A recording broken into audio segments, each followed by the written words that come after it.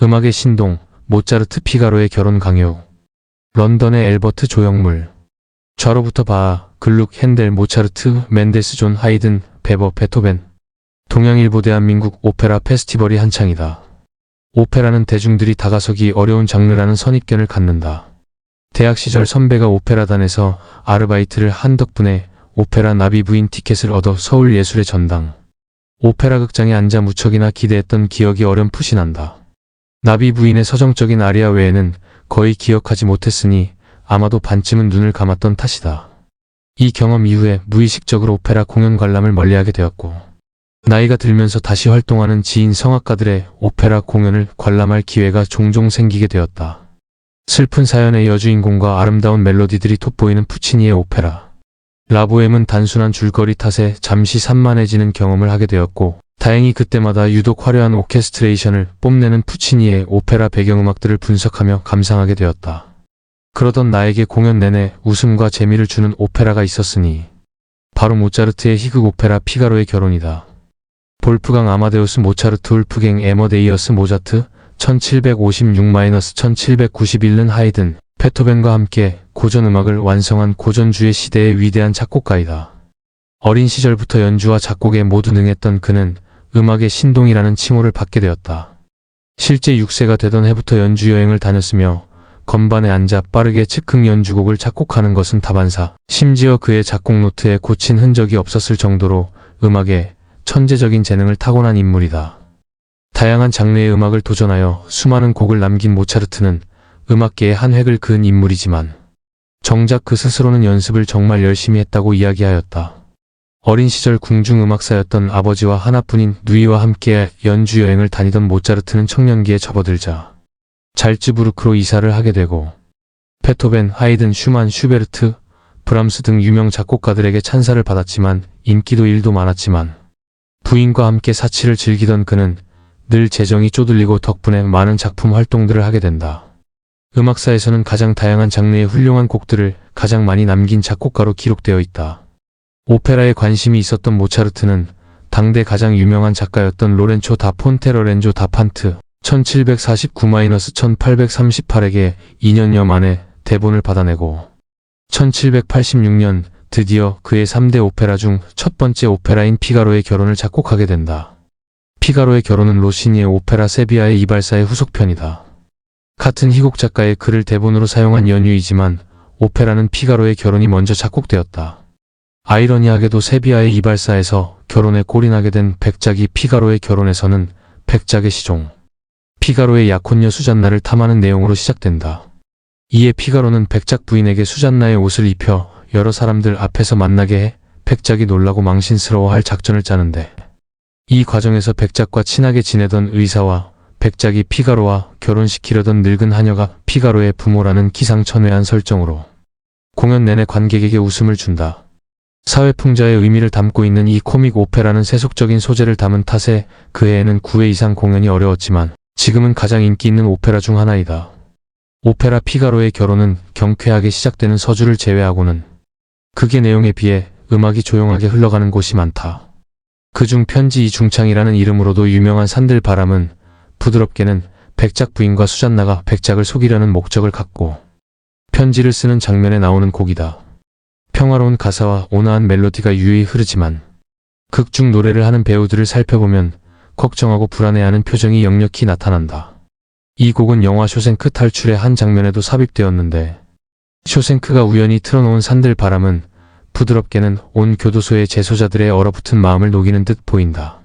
35세의 요절한 모차르트는 고전주의를 대표하는 음악가이자 대중에게 사랑받는 작곡가였으나 정작 그의 장래에는 모차르트의 천적이었던 살리에리와 그의 친척들만 참여했다고 한다. 이에 비해 일생을 고단하게 살아온 음악의 성인 베토벤의 장래는 빈에 많은 시민들이 참여했다. 그래서 그런 말들이 나왔을까? 모차르트는 하늘에서 내려온 천재고 베토벤은 하늘로 올라간 천재이다. 이번 주는 천재들의 음악을 듣는 영광을 갖게 되길 바란다. 모차르트, 권위보다 진실된 내면의 신앙 더 중요시 대웅. 한국인 저자가 펴낸 모차르트 평전. 음악 신동. 평생 부지런히 노력. 해가 갈수록 음악 깊이 더해져.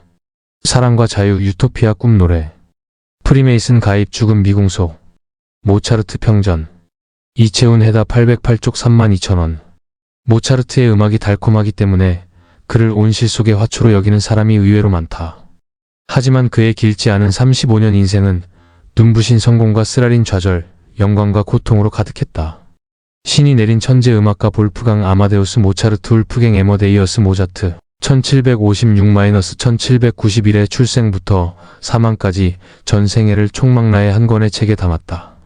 저자는 MBC 스페셜 2부작 모차르트 1000번의 입맞춤, 마술피리를 제작한 방송사 다큐멘터리 PD 출신으로 이 책은 한국인 저자가 쓴 첫 모차르트 전기인 셈. 모차르트는 잘 알려졌듯 종교음악도 다수 작곡했다. 가장 잘 알려진 마지막 작품이자 미완성곡인 레퀴엠 레귀를 비롯해 23세에 작곡한 대관식, 미사 KRNUNGSMESSE 등 15곡의 미사공예 배곡과 소프라노를 위한 모테트, 환호하라, 기뻐하라 XSULTAT JUBILAT 등을 남겼다. 대부분 잘츠부르크 시절 탄생한 작품들이다. 책 맨 처음 유럽 각 나라의 모차르트 당시의 화폐 단위부터 알려주며 범상치 않게 책을 시작하는 저자는 언론인 출신이라 그런지 머리말에서 자신의 게이트 키핑 게이지 키핑 기준을 제시한다. 기존 평전들이 충분히 강조하지 않은 모차르트의 몇 가지 특징에 주목했다는 것. 첫째는 음악 신동으로부터 시작해 평생 화려한 스포트라이트를 받던 그의 뒤에 가려진 부지런히 노력한 음악가로서의 면모다. 그는 내가 쉽게 곡을 쓴다고 생각하면 오해라며 고금의 중요한 작곡가 중 내가 철저히 공부하지 않은 사람은 한 명도 없다고 밝혔다고 한다. 둘째는 모차르트의 음악이 짧은 35년의 생애 가운데서도 끊임없이 무르익어갔다는 점이다. 모차르트는 어린 시절부터 경이로운 재능을 보였는데 해가 갈수록 음악의 깊이가 더해갔다.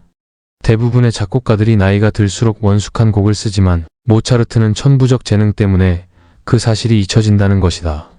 셋째와 넷째는 모차르트가 사랑 그리고 자유 없이 살 수 없는 인물이었다는 것이다. 그의 음악에는 동요부터 아리아까지 사랑이 넘쳤고 모든 사람이 존중받는 유토피아의 꿈을 노래하면서 자유와 평등과 형제의 시대 정신을 오페라에 담아냈다. 위에서 소개한 슈바이처의 바흐 평전과 다르게 작품 분석보다는 모차르트라는 인간의 생애에 방점을 뒀다.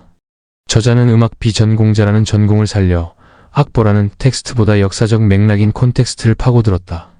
이에 성장 과정에서 아버지의 역할, 아내 콘스탄체와의 사랑, 빈 시절의 경제 상황, 때이른 죽음의 원인 등 더 탐구해야 할 영역들을 기존 연구 성과에 더해 나름의 해석을 붙였다. 볼프강 아마데우스 모차르트 1756-1791 초상화. 프리메이슨이라는 제목으로 한 장을 할애한 것도 흥미롭다. 그는 자유평등형제라는 이념에 공감해 1784년 12월 5일 프리메이슨 선행 지부에 가입했다. 기독교인들에게는 의혹투성이로 보이는 프리메이슨은 모차르트가 살던 도시 빈에도 여러 지부가 있었다.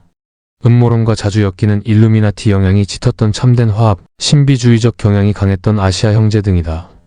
당시 프리메이슨 지부는 정치적 성격이 강했고 모차르트는 일반에 알려진 것보다 훨씬 정치의식이 높았다. 그의 성악곡에서는 프리메이슨 영향을 보여주는 대목들이 적지 않고 프리메이슨 집회를 위해 많은 음악을 작곡하기도 했다. 그의 오페라 후궁 탈출, 피가로의 결혼, 돈 조반니, 여자는 다 그래, 마술피리 등에는 예외 없이 프리메이슨의 이상이 담겨 있다. 심지어 서양 음악사 최대 의문사로 남은 그의 사인 중 톡살설에도 살리에리와 함께 프리메이슨이 등장한다. 저자는 모차르트가 프리메이슨에 가입한다고 해서 종교를 바꿀 필요는 없었다. 가톨릭 성직자 중에도 회원이 많았다며 교황청은 1738년과 1751년 프리메이슨을 이단으로 규정했지만 교황의 명령은 빈에서 이렇다 할 효력이 없었다. 그는 정치 이슈를 주의 깊게 관찰하고 자신의 정치적 신념을 오페라와 가곡에 담았다고 설명했다. 프리메이슨 바로 앞장 대미사 시단조에서는 모차르트의 종교가 소개된다. 모차르트의 종교는 물론 가톨릭이었다. 하지만 그는 교회의 권위를 추종하고 의례를 중시하기보다는 진실된 내면의 신앙을 더 중요시했다. 그는 가톨릭의 기득권을 제한하고 허례허식을 폐지한 요제프 2세의 개혁을 지지했다. 모차르트가 바흐를 언급한 부분도 눈에 띈다. 그런데 요한 제바스티안 바흐 요한 서베스천 바크 1685-1750가 아닌 그의 둘째 아들 요한 엠마누엘 바흐 칼 필립 이메뉴얼 바크 1714-1788을 지칭했다는 것이 아이러니하다. 모차르트는 동시대 음악가였던 하이든에게 엠마누엘 바흐는 아버지이고 우리는 모두 그의 자식들이라고 말했다고 한다. 엠마누엘 바흐는 북독일의 바흐로 불리며 당대의 아버지 바흐를 능가하는 명성을 누리고 있었다. 우리는 지금 요한 제바스티안 바흐를 음악의 아버지로 부르는데 모차르트는 그의 아들 엠마누엘 바흐를 음악의 아버지로 지칭하고 있다. 저자는 알려진 자료들과 함께 모차르트가 가족이나 친구와 주고받은 편지들을 통해 그의 짧고도 긴 35년간의 삶을 유려하게 풀어낸 후 말한다. 인간은 따뜻한 체온이 있기에 차가운 기계와 구별된다. 200여 년 전 세상에 나온 모차르트 음악은 우리가 결코 잃어서는 안 될 인간의 온기를 되살려준다. 의사 슈바이처가 엄청난 바흐 평전을 썼듯 위대한 물리학자 아인슈타인은 모차르트에 대해 다음과 같이 평가했다. 모차르트 음악은 너무나 순수해서 우주에 언제나 존재했던 것처럼 보인다. 내게 죽음이란 모차르트의 음악을 더 이상 들을 수 없게 되는 것이다. 모차르트고 클래식? 요즘도 모차르트를 살리에리가 죽였다고 믿는 분이 계셔서 이렇게 퍼왔습니다. 볼프강 아마데우스 모차르트 울프갱 에머데이어스 모자트 1756년 1월 27일 -1791년 12월 5일은 서양 고전 음악에서 가장 중요하고 지속적인 인기를 얻고 있는 작곡가이자 역사상 가장 위대한 작곡가 중에 한 사람으로 여겨진다. 3. 볼프강 아마데우스 모차르트는 지금은 오스트리아이지만 당시 신성 로마 제국의 대주교 관할 구역이었던 잘츠부르크에서 궁정음악가인 아버지 레오폴트 모차르트와 어머니 안나 마리아 페르틀 모차르트 사이에서 태어났다. 그는 성 루퍼트 성당에서 요하네스 크리소스토무스 볼프강구스 테오필루스 모차르트 조헤너스 CHRISOSTOMUS WLFGANGUS THEOPHILUS 모자트라는 세례명을 받았으나 세월이 지나면서 이름이 바뀌었다. 모차르트는 어렸을 때부터 재능을 보이기 시작했다. 아버지 레오폴트는 당시 유럽에서 가장 유명한 음악 교육자 중 한 사람으로 볼프강에게 피아노와 바이올린을 가르쳤다. 모차르트의 음악적 능력은 빠르게 발달하여 5살 때 이미 작곡을 하기 시작했다. 여행. 레오폴트는 어린 볼프강을 데리고 연주를 다녔다. 볼프강은 눈을 가리거나 손을 뒤로 해서 피아노를 연주할 수 있었으며 그가 본 적이 없었던 어려운 악절을 갖고 즉흥 연주를 할 수 있었다. 한 번은 볼프강에게 병이 난 적이 있었는데 레오폴트는 아들의 몸보다는 수입이 줄어들 것을 더 걱정했다.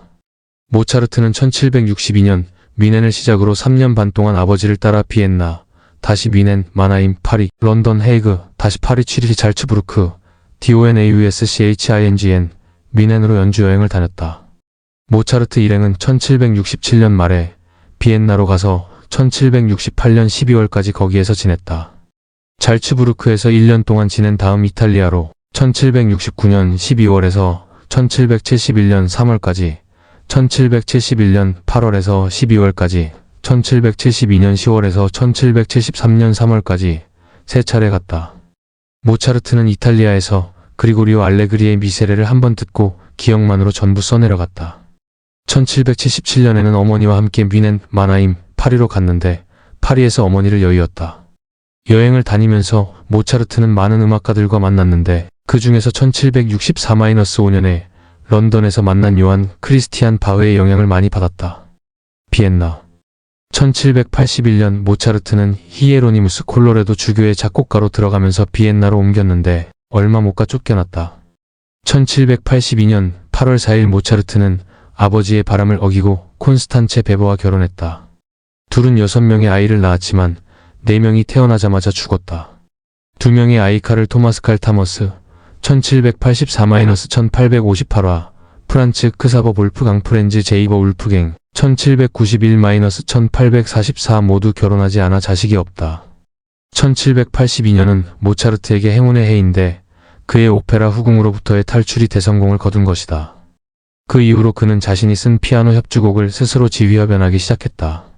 1782년부터 1783년까지 모차르트는 바로크 작품에 필사본을 많이 가지고 있었던 고트프리트 판 슈비텐 남작의 영향으로 바흐나, 핸델과 같은 작곡가의 작품을 많이 접하게 되었다. 모차르트는 뒷날 마술필이나 교향곡 제41번에 등장하는 푸가처럼 바로크의 형식을 띈 작품을 쓰게 된다. 비엔나에 살던 중에 모차르트는 요제프 하이든을 만나 친구가 되었다. 하이든이 비엔나에 올 때면 같이 현악 사중주를 즉흥 연주하곤 했던 것이다. 1782년부터 1785년까지 작곡된 모차르트의 현악 사중주곡 중 6개가 하이든에게 헌정된 것이었다. 하이드는 모차르트를 경외롭게 보았는데 처음 모차르트의 작품을 듣고 레오폴트에게 이렇게 말한 적이 있었다. 신 앞에 맹세하건대 당신의 아들은 내가 들어본 중에서 가장 뛰어난 작곡가입니다. 그에게는 감각이 있고 게다가 그는 가장 뛰어난 음악적 지식을 갖고 있습니다. 모차르트는 계몽주의의 영향을 받아 프리메이슨 단원이 되었다. 그의 마지막 오페라 마술 피리의 주제는 프리메이슨의 영향을 받은 것이다. 모차르트는 내내 가난과 병에 시달렸다. 종종 돈을 못 받기도 했으며 돈을 낭비하는 편이었기 때문에 받은 돈도 모아지지 않았다. 모차르트가 피가로의 결혼과 돈 조반니를 썼던 비엔나의 집은 현재 보존되어 있다. 죽음. 모차르트의 죽음과 그 원인에 대해서는 수많은 전설을 비롯하여 학설이 많다. 낭만적인 주장으로는 모차르트의 건강이 점점 약해지면서 그의 모습과 작품 역시 다가오는 죽음과 함께 쇠퇴하였다는 것이 있다. 반면에 다른 학자들은 모차르트의 마지막 해가 그에게 성공적이었으며 그의 죽음이 가족들에게 충격이었다는 점을 들어 그의 죽음이 급작스러웠다고 주장한다. 그의 죽음의 원인 또한 추측이 무성하다. 기록에는 그가 무수인한 좁쌀만한 발열 HITGIGS FRISELFIBR로 죽었다고 되어 있는데 현대의학으로 진단할 수 있는 것에 비해서는 충분한 사실을 말해주지 않고 있다. 사인에 대한 학설 중에는 선모충병, 수은 중독, 류머티스열, 덜 익힌 돼지고기에 의한 식중독 등이 있다. 환자의 피를 뽑았던 당시의 의술도 모차르트의 죽음을 앞당기는 데에 기여했던 것으로 여겨진다. 볼프강 아마데우스 모차르트는 1791년 12월 5일 오전 0시 55분경에 죽었다. 콘스탄체는 모차르트가 완성하지 못한 작품 레퀴엠의 완성을 프란츠 크사버, 쥐스마이어 프렌즈 제이버 SSSMAYR에게 맡겼다. 모차르트가 가난과 무관심 속에서 죽었다는 이야기와 달리 그는 나름대로 만족할 만한 수입이 있었고 프라하 같이 멀리 떨어진 곳에서 꾸준한 작곡 위촉을 받았다. 그가 말년의 전성기 때만큼의 명성을 누리지는 못했으며 돈을 꿔달라고 쓴 편지가 있지만 그가 가난했던 것이 아니라 번 돈보다 더 많이 써버린 것이었다는 증거 또한 있다. 그는 알려진 것처럼 공동묘지에 묻히지 않고 1783년 법령에 따라 공립묘지에 묻혔다. 다만 성 마르크스 묘지에 있는 그의 무덤의 위치는 알 수 없다. 1809년 콘스탄체는 게오르크 니콜라우스 폰 니센 게이오그 니콜라우즈 본 니선과 재혼했다. 그는 모차르트의 추종자로서 그의 편지를 정리하고 전기를 썼다. 음악. 모차르트는 다작을 한 작곡가로 유명한 작품으로는 오페라, 피아노 협주곡, 교향곡, 현악 사중주 등이 있다. 그의 많은 작품이 그 당시에 있던 형식에서 벗어나지 않지만 피아노 협주곡만큼은 모차르트 혼자서 발전시켜서 대중화했다.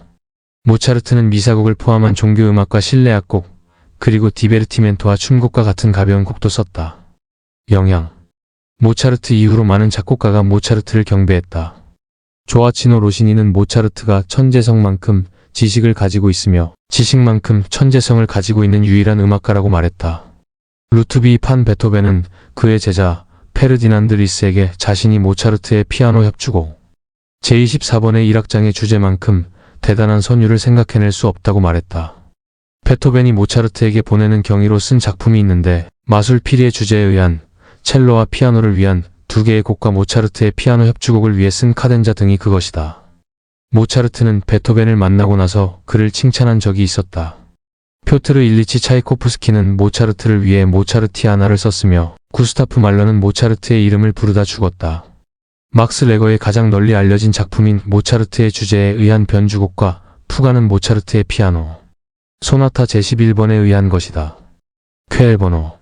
모차르트의 작품을 정리하려는 시도는 있었지만 처음으로 성공한 것은 1862년 루트비 폰 쾌엘에 의해서였다. 전설. 모차르트는 전설을 많이 가지고 있는 작곡가이다. 예를 들어 모차르트가 남긴 레퀴엠이 스스로를 위한 것이라는 것인데 많은 작가들이 이 이야기에 영감을 받아 글을 썼지만 진실을 밝히기 위한 학자들의 연구에는 방해가 되는 것이다. 유명한 것은 모차르트가 안토니오 살리에리와 경쟁 관계에 있었으며 살리에리가 모차르트에게 독을 먹여 죽였다는 이야기인데 이것은 알렉산데르 푸슈킨의 연극 모차르트와 살리에리, 세르게이 림스키-코르사코프의 오페라 모차르트와 살리에리, 피터 셰퍼의 연극 아마데우스의 주제로 다뤄졌다. 아마데우스는 영화로 만들어져 8개의 아카데미 상을 받았다. 많은 사람들이 셰퍼의 연극에서 모차르트가 천박하고 촌스럽게 그려졌다 하여 이를 거짓 과장이라 비난하였다. 다른 전설은 모차르트의 음악적 천재성에 대한 것이다. 모차르트가 5살 때부터 작곡을 한 것은 사실이지만 학자들은 그가 20세 이전에 쓴 작품은 너무 단순하여 가치가 없다고 여긴다. 아마데우스에서 그려진 것처럼 모차르트가 영감을 받아 머릿속에서 음악을 완성한 다음 한 번도 고치지 않고 써내려가는 것도 사실과 다르다. 그는 신중하고 노력하는 작곡가였으며 그의 음악적 지식과 기법은 오랜 시간 동안 이전 시대의 음악을 연구함으로써 나온 것이었다.